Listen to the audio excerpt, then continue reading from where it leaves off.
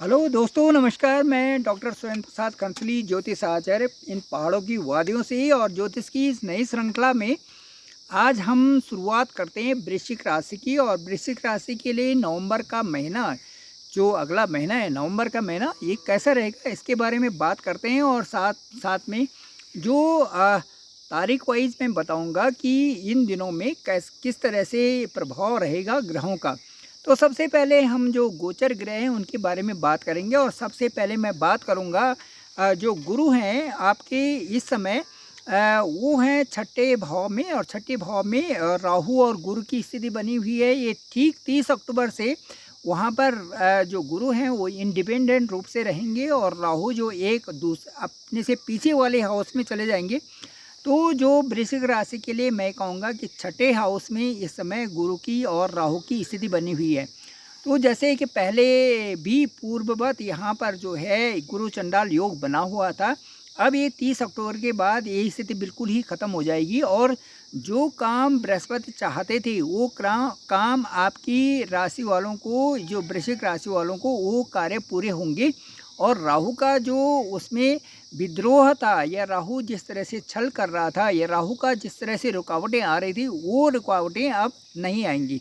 तो मैं ये कहूँगा कि जो गुरु की स्थिति है वो अब छठे भाव में इंडिपेंडेंट रहेगी, स्वतंत्र रूप से रहेगी। और अब गुरु की जो दृष्टि है वो एक तो दसम भाव पर दृष्टि पड़ेगी, दूसरा 12वें भाव पर दृष्टि पड़ेगी, और उसके बाद धन स्थान पे दृष्टि पड़ेगी गुरु की वहाँ से। तो उससे क्या होगा कि आपके जो कामकाज हैं वो एक नए अवसर उनके लिए खोलेंगे। दसम भाव में दृष्टि पड़ेगी तो आपके नए सोर्सेस होंगे काम के। जिन लोगों के पास काम नहीं है उनको काम मिलेगा और कार्य क्षेत्र में उनकी वृद्धि होगी।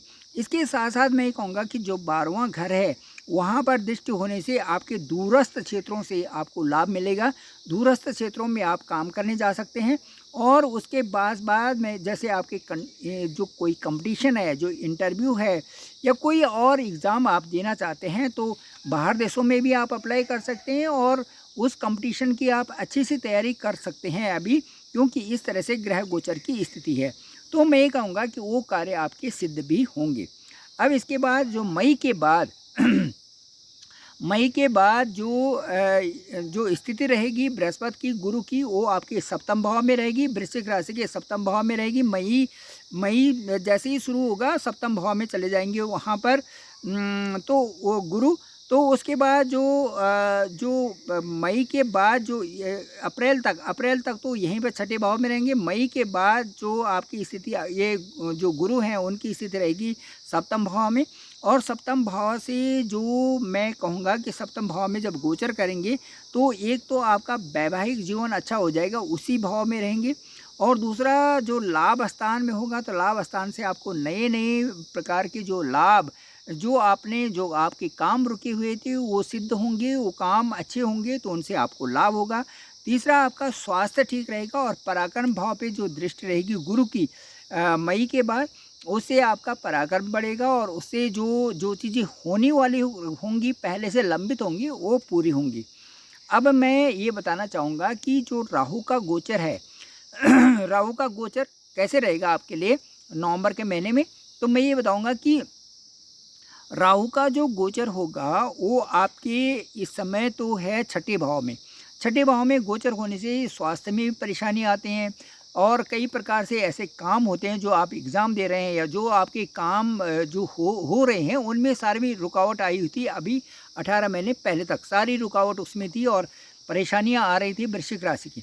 अब जैसे ही राहु का परिवर्तन होगा आपकी पंचम भाव में होगा, तो पंचम स्थान में 30/10/2023 को राहु का संचरण हो जाएगा। तो उससे क्या होगा, राहु पंचम स्थान में और उसके बाद नवम भाव में और लगन को भी व्यतीत करेंगे। पंचम भाव से जो मैं ये कह रहा हूँ कि पंचम भाव में आएंगे, थोड़ा सा राहु वहाँ पर रुकावट बना देंगे। जैसे संतान से संबंधित है, थोड़ा सा जैसे आपकी पढ़ाई से संबंधित विद्यार्थियों के लिए है। और उसके अलावा जो आपके निजी जो कार्य चल रहे हैं उनमें राहु से संबंधित थोड़ी सी परेशानी आएगी, लेकिन उनसे आपको घबराना नहीं है और आपको व्यवस्थित ढंग से आगे बढ़ते रहना है। क्योंकि राहु का जो छल कपट वाला एरिया होता है उससे आप यदि व्यथित हो गए तो फिर वो और बढ़ जाता है। और यदि अपने कामों में आप रत रहे तो अच्छा रहता है। तो राहु का प्रभाव जो है आपके 9 भाव भाग्य स्थान में भी पड़ेगा और आपके लग्न में भी पड़ेगा। तो मैं ये कहता हूँ कि आपकी सुंदर भविष्य निर्माण के लिए राहु का जो प्रभाव आपका एक सुंदर भविष्य निर्माण के लिए हो सकता है यदि आप अपनी क्रोध को कंट्रोल करेंगे, अपने आप के जो आवेश हैं आपको उनको आप कंट्रोल करेंगे, क्योंकि वृश्चिक राशि आपकी है और जल्दी जल्दी जो है आप क्रोध में आ जाते हैं। तो क्रोध को यदि आप कंट्रोल करेंगे तो जो व्यापारी वर्ग है, जो विद्यार्थी वर्ग है या और जो व्यवसाय में लगे हुए हैं उनको इससे लाभ होगा। तो ये सारी स्थिति आपके लिए अच्छी होगी और एक कंट्रोल्ड स्थिति जो है आपको उसमें फ़ायदा पहुंचाएगी। तो ये है। अब उसके बाद मैं आपको ये बताऊंगा कि शनि का गोचर जो है आपके चतुर्थ भाव में रहेगा और चतुर्थ भाव का गोचर का मतलब सुख स्थान में वहाँ पर शनि रहेंगे। तो सबसे अच्छी बात दोस्तों ये है कि शनि का जो गोचर है, जो नवंबर के महीने में जो गोचर है शनि का, वो आपके सुख भाव में है। तो सुख भाव में वहीं पर कुंभ राशि में है, अपनी राशि में बैठे हुए हैं शनि। तो ये आपके लिए लाभ की स्थिति है और उससे आपके जो नया प्रॉपर्टी है, वाहन है, प्लॉट है, इन चीज़ों में आपकी वृद्धि करेंगी।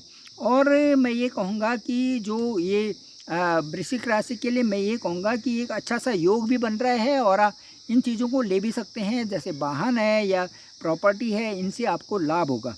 तो ये अच्छा समय है। सूर्य के लिए मैं कहूँगा कि 15 नवंबर के बाद आपकी राशि में जो आने वाले हैं और 15 नवंबर के बाद एक अच्छी स्थिति है। उससे पहले थोड़ी सी हल्की स्थिति है और स्वास्थ्य में और थोड़े से इस तरह से आ सकते हैं, दिक्कतें आ सकती हैं। 15 नवंबर के बाद ये आपकी जो सेहत है और जो स्वास्थ्य है उसमें ये बरकत करेंगे। तो आप दोस्तों मैं ये बताऊँगा कि जो 1 नवंबर है आपके लिए बहुत अच्छा है। 2 और 3 नवंबर में मैं ये कहूँगा कि थोड़ा सा आप चिंता करोगे अपने आप के बारे में और थोड़ा सा मन की स्थिति से जो गोचर ग्रह होते हैं, जो चंद्रमा का गोचर होता है मन पे प्रभाव डालता है, तो थोड़ा सा उसमें ध्यान दें, अपने मेडिटेशन करें, योगा करें तो अच्छा है। 4, 5, 6, 7, 8, 9, 10 ये बहुत उत्तम रहेगा और परिणामजनक है। जो आपके काम है उनको आप करें, रुके हुए कार्यों को करें तो उसमें आपको लक फेवर करेगा और आप आगे बढ़ोगे। उसके बाद 11, 12, 13 को मैं कहूँगा कि थोड़ी सी जो आपकी जो परेशानी है, वो आपका जो पैसा है आपके पास उसको अननेसेसरली इन्वेस्टमेंट उस समय न करें और करें तो सोच समझ के करें ताकि वो पैसा कहीं रुक न जाए। तो इस तरह से इन्वेस्टमेंट का जो उस समय आ रहा है, जो 11, 12, 13 को जो आप कोई भी पैसा जो आप व्यय करोगे, जो आप एक्सपेंसेस जो आपके रहेंगे उन पर थोड़ा सा कंट्रोल करें और यदि करते भी हैं तो उनको ध्यान से करें। 14, 15, 16, 17, 18, 19 ये बड़ी सुखदायी समय है और कार्य संपन्न होंगे, इसमें पूर्ण होंगे और लाभ की स्थिति बनेगी। तो आप इस समय कोई भी ऐसा कार्य कर सकते हैं जिससे कि आपकी लाभपूर्ण स्थिति आपको मिल सके।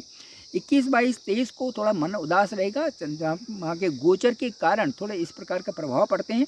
आप जब भी एक उदासी या इस प्रकार से आती है उस दिन अच्छी चीज़ों का दान करें, जैसे दूध और जैसे खीर है और चावल है, इनको जैसे खीर बना करके आप दान कर सकते हैं, ये बहुत अच्छी चीज़ है। साथ साथ में जो ऐसे डेज आते हैं उनमें यदि सैटरडे हो तो आप जो है पीपल के पेड़ में पानी डालें और इस तरह से ये काम करने से थोड़े एक कर्म में आ जाता है। तो कर्म की गति यदि अच्छी हो तो हमारे जीवन में अच्छा प्रभाव पड़ना शुरू हो जाता है।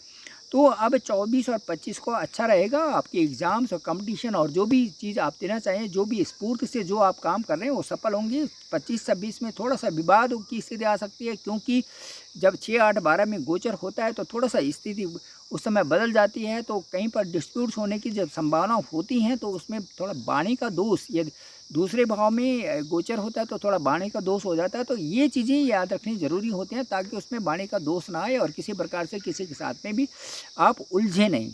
और 27, 28 को अच्छा रहेगा, 29, 30 को भी थोड़ा सा स्वास्थ्य का ध्यान दें। तो ये था आपका जो तारीख वार मैंने बताया कि नवंबर के महीने में कैसा रहेगा आपको। तो ये बहुत अच्छा है और मैं कहता हूँ कि सबसे अच्छा है कि आप अपने कर्मों में लगे रहें और आप यदि कर्मों में अच्छी तरह से लगे रहेंगे, कई लोग नहीं बोलते कि हमें इससे कोई मतलब नहीं, उससे कोई मतलब नहीं, हम अपने कर्म करते रहते हैं। वो एक प्रकार से सही दृष्टिकोण भी है। जब आदमी ये ठान लेता है कि मुझे केवल कर्म ही करने हैं, इस धरती में आकर के मेरा जीवन केवल कर्म करने के लिए है, तो ये सारी चीज़ें अपने आप व्यवस्थित होती रहती हैं। जो कर्म प्रधान विश्व करे राखा, जो जस कर सोई तस फल साखा, इट इज़ वेरी परफेक्ट। तो जो ये सीधे डायरेक्शन है, यदि उसको कोई पकड़ लेता है तो उसी से हमारे जो ग्रह गोचर की स्थिति होती है या हमारे सामान्यतः जो जीवन होता है उससे अच्छा हो जाता है। तो थैंक यू वेरी मच। मैं डॉक्टर सुरेंद्र प्रसाद कंसली ज्योतिष आचार्य इन पहाड़ियों की वादी से आपको ये ब्लॉग दिखा रहा हूँ। उत्तरोत्तर और भी कई श्रृंखलाएँ मैं आपको दिखाता रहूँगा। मुझे लगता है कि आपको अवश्य ही ये पसंद आएगा और आप जो है मेरे इस चैनल को लाइक भी करें, सब्सक्राइब भी करें, कमेंट भी करें और इसको लिंक दूसरे लोगों को भेज दें ताकि सब लोगों को फ़ायदा हो। और आप मुझे कभी भी, मेरे डिस्क्रिप्शन पे नंबर है 9868280191, आप मुझे कभी भी कॉल कर सकते हैं। आपकी कुंडली का मैं एनालिसिस करूंगा, आपके लग्न कुंडली से, और जो भी आपकी समस्याएं होंगी उनका ज़रूर सॉल्व करेंगे। Thank you very much.